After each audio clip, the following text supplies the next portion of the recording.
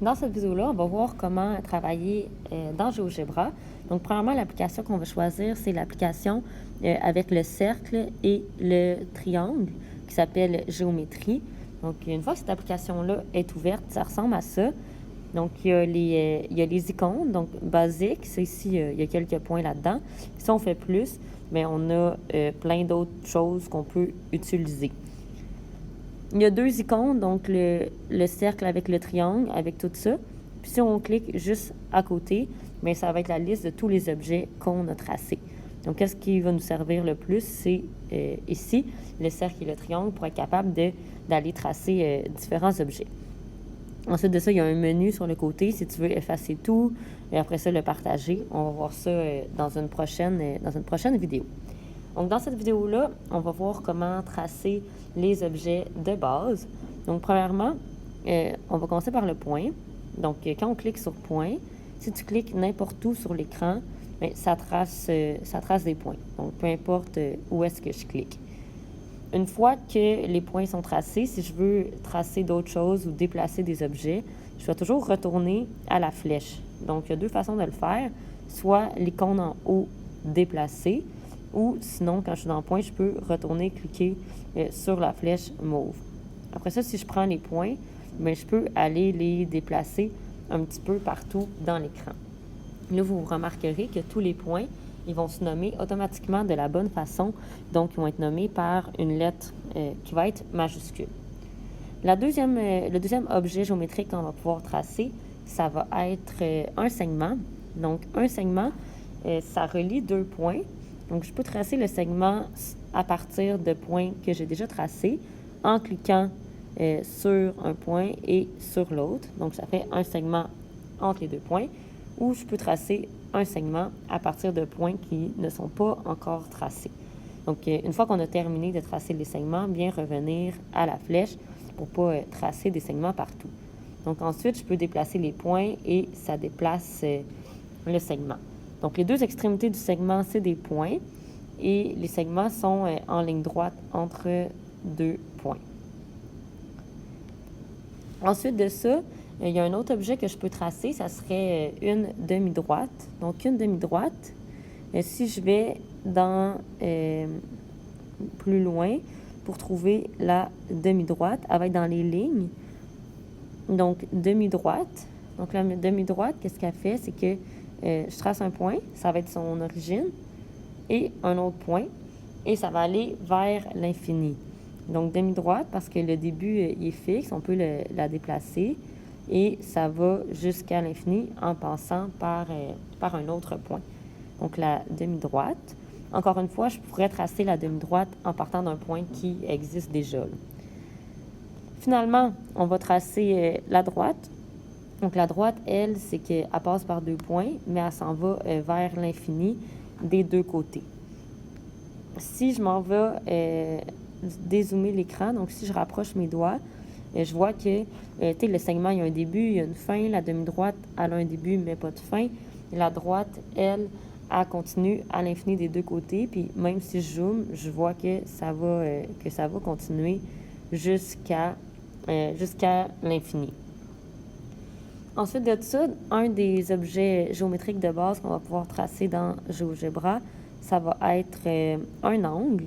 Donc, dans la section angle et mesure, si vous choisissez angle, l'angle, comment ça fonctionne, c'est que je trace ici 3 points et ça va tracer comme l'ouverture. Donc, il faut compléter l'angle parce que l'angle, dans le fond, c'est deux demi-droites qui ont la même origine.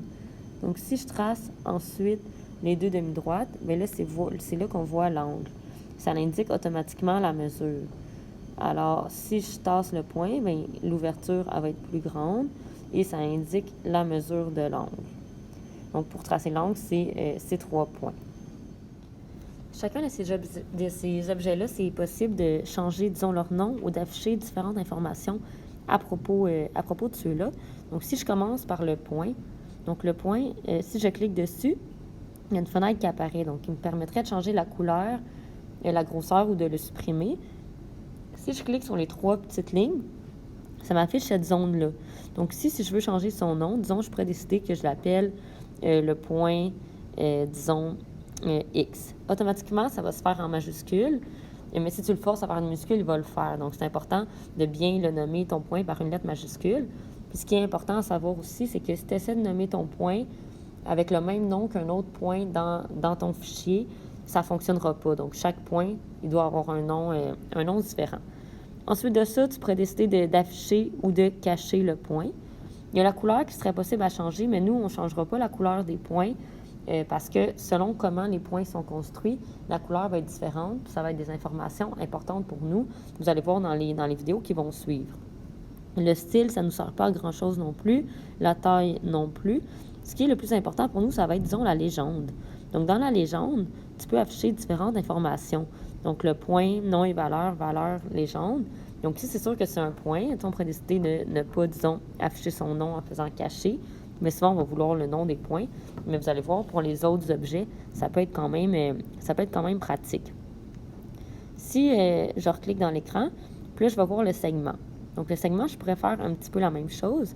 Si je clique dessus, là, attention, il ne faut pas cliquer sur le A et le B parce que ça, c'est les pointes et les deux extrémités du segment. Si je clique sur le segment, même chose, les trois petits points, on peut choisir de l'afficher ou non. Puis là, vous voyez son nom, segment F, une lettre minuscule. Donc, en cliquant sur légende, je pourrais décider que je fais afficher son nom. Je pourrais décider que je fais afficher son nom et sa valeur, donc la longueur du segment, ou disons juste son nom comme ça. Donc, si je retourne en arrière, ici, j'ai le segment ici avec son nom. La demi-droite, même chose. Et si je clique sur la demi-droite H est aussi nommée par une lettre minuscule dans le GeoGebra. Encore une fois, tu peux décider d'afficher son nom ou non. Bref, c'est surtout la section légende qui va nous être utile là-dedans. Même chose ici pour la droite, que si je clique, je pourrais changer son nom, donc une lettre minuscule encore une fois. Voilà. Pour l'angle, si je clique sur l'angle, ce que je vais pouvoir faire, changer sa couleur. Ici, est-ce que je l'affiche? Est-ce que je ne l'affiche pas? Mettons ici, c'est afficher la valeur, mais si je ne la veux pas, je peux la cacher. Puis je préfère faire apparaître aussi son nom, qui en ce moment dans GeoGebra, c'est une lettre grecque. Donc, disons, je veux faire afficher juste sa valeur, donc la mesure de l'angle. Je peux la faire afficher aussi. C'est pour ici nommer les différents objets géométriques dans GeoGebra. Il y a d'autres façons de nommer les objets géométriques. Donc, le point, on a vu que pour nommer le point, c'est simplement une lettre majuscule. Pour le segment, on en a un ici. Donc, on peut nommer le segment par, disons, segment F, une lettre minuscule. Mais ce qu'on va utiliser le plus souvent pour nommer un segment, c'est de dire que ce segment-là, c'est le segment AB. Donc, c'est deux extrémités. Puis, on souligne sur le dessus. En soulignant sur le dessus, ça dit segment AB. Donc, ça va être comme ça qu'on va le nommer le plus souvent. La demi-droite, quand on la nomme, on peut la nommer soit par une lettre minuscule, comme GeoGebra fait, ou sinon, ce qu'on peut faire, c'est la nommer par deux points qui sont sur elle. Donc, le premier point, ça va toujours être son origine. Puis le deuxième point, c'est juste n'importe quel point qui est sur la droite. Pour nommer une droite, on peut la nommer par deux points qui sont sur cette droite-là. Puis finalement, pour nommer un angle, on va écrire angle. Là, attention, c'est pas le même symbole que le symbole plus petit. Vraiment, là, la barre d'en bas, elle est vraiment plane. Fait qu'ici, on a cet angle-là. Puis ce qu'on va faire, c'est qu'on peut le nommer avec 3 points. Puis ce qui est important, c'est que le point commun des deux demi-droites, donc là où commence l'ouverture, ça doit être le point du milieu. Donc ici, ça serait angle JKL. Donc ça nous indique que le point du milieu, c'est vraiment le sommet de l'angle. Donc le point où les deux demi-droites se rejoignent, ça on appelle ça le sommet de l'angle. Fait que ça, ces façons-là, fait que le segment, c'est comme la demi-droite, la droite et l'angle, c'est les façons qu'on va utiliser le plus souvent pour les nommer.